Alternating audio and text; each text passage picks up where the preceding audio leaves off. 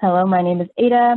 I'm the director of the Office of Civic Engagement. I use she, her pronouns, and I'm sitting here today with Selam, who is a CBE senator. I will let you introduce yourself and talk a little bit more about what you've experienced in this position and why people should run. Yeah, I'm Selam Swier. I go by she, her pronouns, and I'm majoring in business administration with a focus in marketing. And I am a CBE senator. I'm one of the two. Yeah, I decided to run for senator for a couple different reasons. One being that I really saw a need for BIPOC student voices, and especially like Black women. I just like being in some of my classes, realizing just like the lack of like inclusivity and diversity and just like choices like that. So I just thought it'd be really cool for me to use that opportunity to kind of give like students a voice. Yeah. Wait, what else want to talk about? Basically, why? So I think you kind of answered this. Why did you decide to run to represent people? Did you run across like any roadblocks? What advice would you have for someone running? I know you had a kind of a unique circumstance running during COVID, so mostly social media, but advice that, you know, could apply for running like a platform online or maybe when we're back in person. Mm-hmm. Yeah. Yeah, so my whole campaign was through like Instagram. Pretty much that was it. I think I posted like one or two things on Facebook, but mostly through Instagram. Which is definitely like can be like intimidating because you are just like following people that you think are in the CVE or like that you've had in class or that your friends know. So it can be awkward because you're like, I don't even know if they like know what's happening.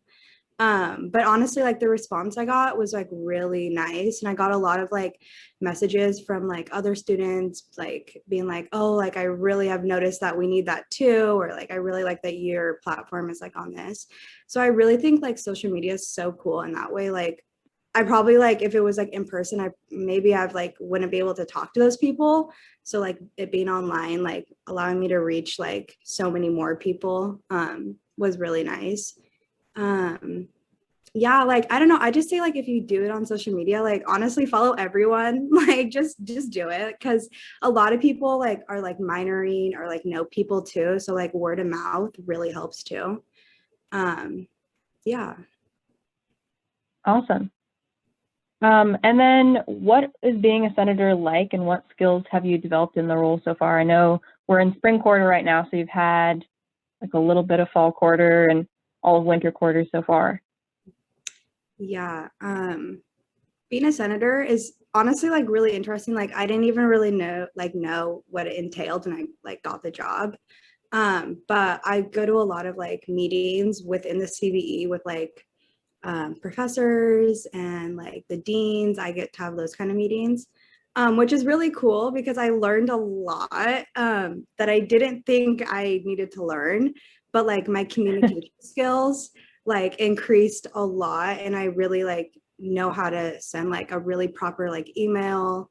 Um, I know how to like talk to get people that are like so much older than me, that oftentimes like I think that students are like intimidated by, like the dean, and just realizing that those are like resources for students. And I think that's something I didn't really understand either, is just like what the dean does. And like if that's someone that we can go to, like I just didn't know, like there's just a lot of like communication issues in that sense. So I really got to be like a part of like addressing a lot of those issues with the dean and just kind of telling him kind of this perception that students have of them and like how to break those barriers, which is probably like one of like the best things that I got to do. um, I also get to I'm sitting on the EID committee, or yeah, for the CBE. It's a committee now, so it's exciting. And we're working on creating like multicultural spaces, creating like resources for BIPOC students, scholarships for BIPOC students, you know, like just like those safe spaces too on campus and in the CBE where BIPOC students can go and feel comfortable. Even though like obviously the whole CBE should be like that. So also just like turning the culture of the CBE into a more inclusive and diverse area. Yeah.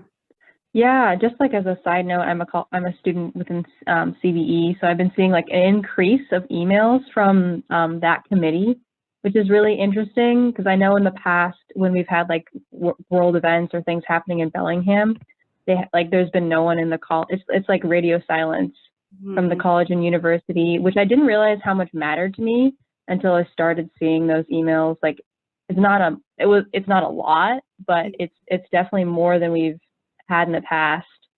And I don't know if that's been your experience too.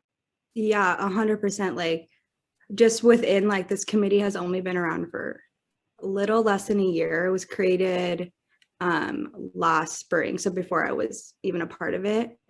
Um, kind of which is like a really cool thing, but also like kind of questioning the motives of like why that wasn't a thing before and like kind of getting to the root of that issue on its own, I think is really important.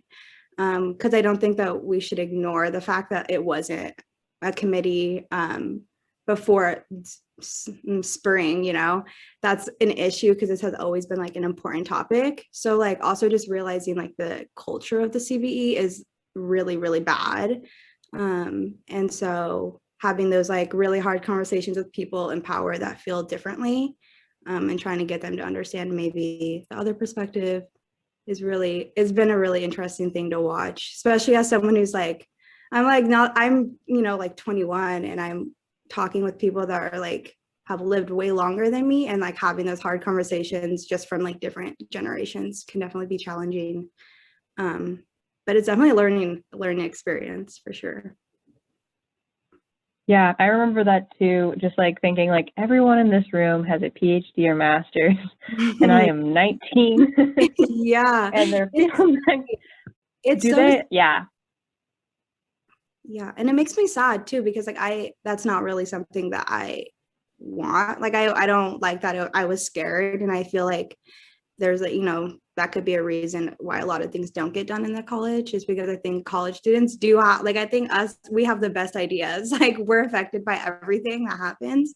And I think like people's like, I think culturally like deans and people higher power have been like off limits. And you can definitely see that changing now, you know, where people are like, that doesn't make sense to me. Like, why are they off limits? Like, if they control this college, like, we should get to have a say too and have those conversations with them, which I think is really important, which I like that it's happening.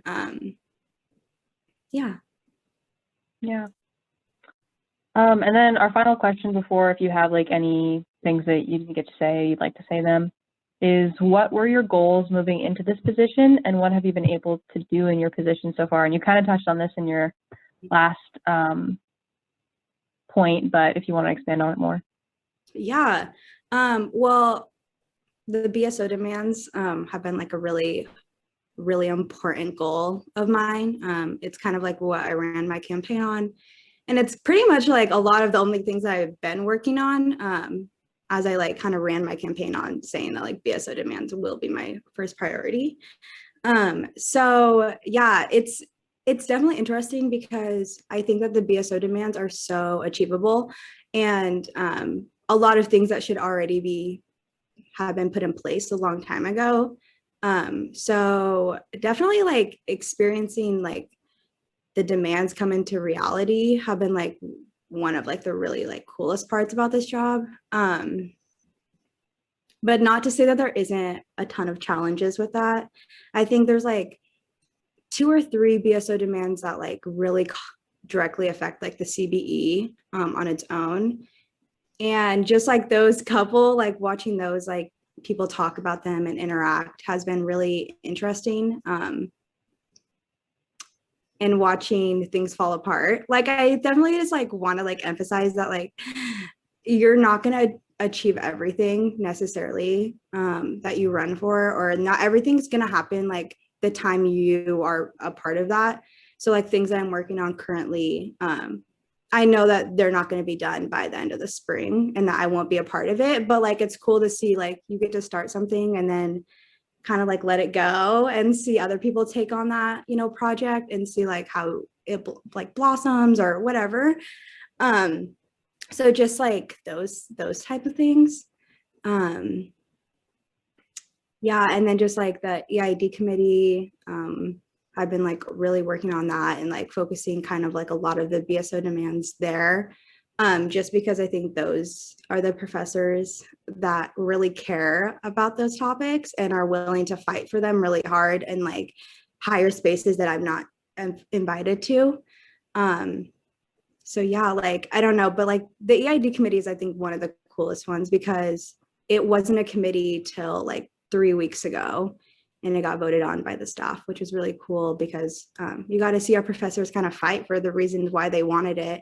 And it felt good to know there, you know, are other people that agree with your stance and are willing to help you fight for those things. Yeah. That's awesome.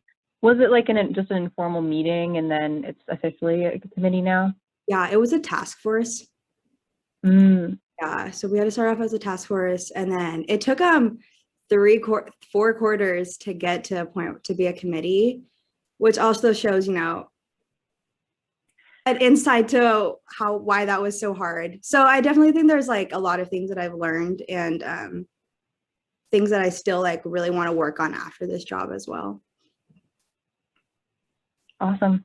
Yeah.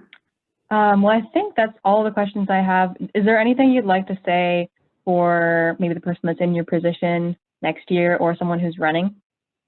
Ooh, yeah. I would say for someone who's like running to be a CVE senator, I would say find your professor or faculty, like one or two that you really connect with, one that you can kind of use as like for advice, just, you know, to have a conversation with too.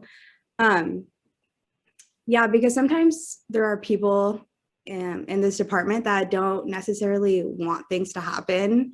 And those people can be people in some high places.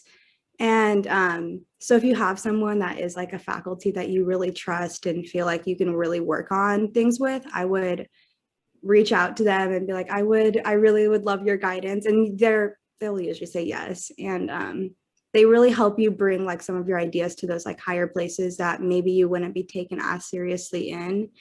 And that's how I've done a lot of things too. So just like find your professors. There'll be ones I'll reach out that will want to work with you to do things. Like those are the ones that you really want to work with because they're the ones who will support you and walk you through a lot of things. So just like kind of finding your group that you really fit in with. And like oftentimes those are kind of like the people that are in your department. So like a lot of like the marketing professors have been my like go-to faculty for like job questions, which is really cool because then you get to like you get to know them on like educational level, but like also like in a work and like personal level, which is like really cool. Yeah. Awesome. Well, that's all of our questions. Thank you so much for sitting down with us to talk about this. Yes, and I'm going to stop the recording. perfect.